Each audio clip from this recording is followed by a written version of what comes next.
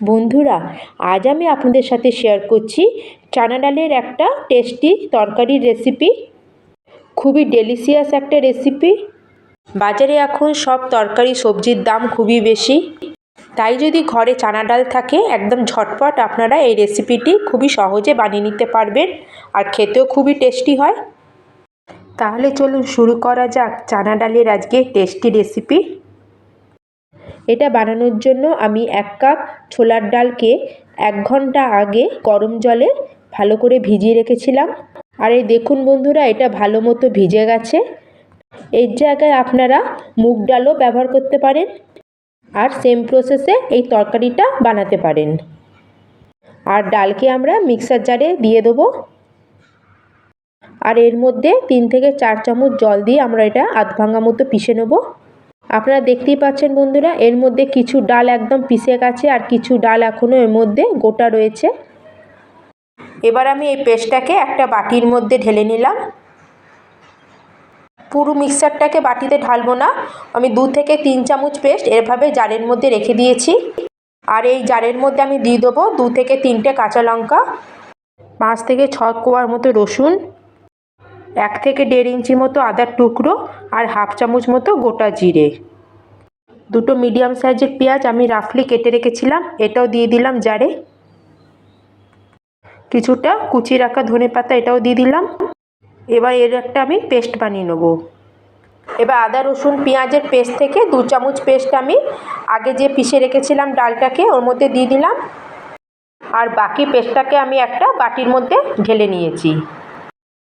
এইভাবে এর জন্য আলাদা করে কোনো মশলার দরকার পড়ে না, খালি এর মধ্যে দেবো একটু হলুদ গুঁড়ো আর আধা চামচ মতো নুন দেবো, দিয়ে এটাকে আমরা ভালো করে মিক্স করে নেব। আপনারা বেসন দিয়ে তরকারি করে অনেকবারই খেয়েছেন, কিন্তু একবার এইভাবে চানা ডাল দিয়ে বানিয়ে দেখুন, আপনাদের এটা খুবই মজার লাগবে। এর মধ্যে আমি 2 থেকে 3 চামচ মতো জল দিয়েছিলাম, ডালটা ভালো মতো বাইন্ড হচ্ছে। এ দেখুন, আমাদের এই ধরনেরই পেস্ট তৈরি করতে হবে। এবার এটাকে সাইডে রেখে দিই। এবার গ্যাসে নিয়েছি আমি একটা কড়াই, আর কড়ার মধ্যে আমি 5-6 চামচ মতো তেল দিয়ে দিয়েছি। তেলটা আমার ভালো মতো গরম হয়ে গেছে। এবার আমি হাতে অল্প করে ডালের পেস্ট নেব, আর এরম করে টিকির শেপ দিয়ে কড়ার মধ্যে দিয়ে দেবো। ডালের বড়াগুলো ভাজার সময় গ্যাসের ফ্লেমটাকে আমাদের একদম লো মিডিয়ামে রাখতে হবে। আর একদিকে 2-3 মিনিট ভাজা হয়ে গেলে এগুলোকে আবার ধীরে ধীরে আমি উল্টে দেবো। একদিকে বড়াগুলো গোল্ডেন কালার হয়ে গেলে এভাবে বড়াগুলোকে আমি চামচে করে উল্টে দেবো, আর দুদিকে এরম গোল্ডেন হওয়া পর্যন্ত আমরা এটাকে ভেজে নেব। আর এগুলোকে ফ্রাই করতে আমার 4 থেকে 5 মিনিট সময় লেগেছে। আর দেখছেন দুদিক থেকে এটা ভালো মতো ক্রিস্পি হয়ে গেছে। এবার সব বড়াগুলোকে আমি বার করে নেবো একটা প্লেটে। আর এইভাবে বানিয়ে যদি আপনারা চায়ের সাথে খান তাহলেও এটা খেতে খুবই ভালো লাগবে। এইভাবে আমি বাকি বড়াগুলোকেও সব ভেজে প্লেটের মধ্যে বার করে নিয়েছি। এবার যে বেঁচে থাকা তেল আছে এর মধ্যেই আমরা তরকারিটা তৈরি করব। তার জন্য প্রথমে দিয়ে দিয়েছি একটা তেজপাতা, 2টো ছোটো এলাচ আর 1 টুকরো দারচিনি। কিছু সেকেন্ড পরে যখন এর ফ্লেভারগুলো তেলের মধ্যে চলে আসবে তখন আমরা পেঁয়াজের পেস্টটা এর মধ্যে দিয়ে দেবো। আর এটাকে ততক্ষণ ভাজবো যতক্ষণ এর কালারটা হালকা ব্রাউন না হয়ে যায়। এর মধ্যে ডালের পেস্ট আছে, তাই ফ্রাই করার সময় কড়ার মধ্যে নিচে লেগে যেতে পারে, তাতে চিন্তা করার কিছু নেই। এটাকে ভালো করে ফ্রাই করে নেবেন। ডালের পেস্টের জন্য গ্রেভি তো ঘন হবেই, তার সাথে আমাদের যে তরকারিটা খুব সুন্দর টেস্টও হবে। 3 থেকে 4 মিনিট এটা ভালো মতো ফ্রাই করে নিয়েছি। এবার এর মধ্যে দিয়ে দিলাম হাফ চামচ মতো হলুদ, হাফ চামচ মতো কাশ্মীরি লঙ্কা পাউডার, 1 চামচ ধনে পাউডার, আর হাফ চামচ থেকে একটু কম গোলমরিচের গুঁড়ো। যাতে মশলাগুলো না জ্বলে তাই মিক্সি ধোয়ার জল একটু দিয়ে দিলাম। এবার এটাকে আমরা ভালো করে মিক্স করে নেব।